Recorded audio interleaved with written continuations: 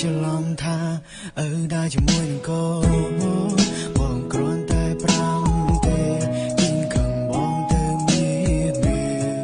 អូបើសិនជាខឹងមែនមានន័យថារើដាក់ខ្លួនសងសារចាមកមិនមែនតែមួយទេអូនបើសិនជាអូនមានខ្លួនអូនទទួលយកចូលសងសារចាមែនបងនិយាយមិនខុសអូនទទួលយកចូលអូនទទួលយកចូល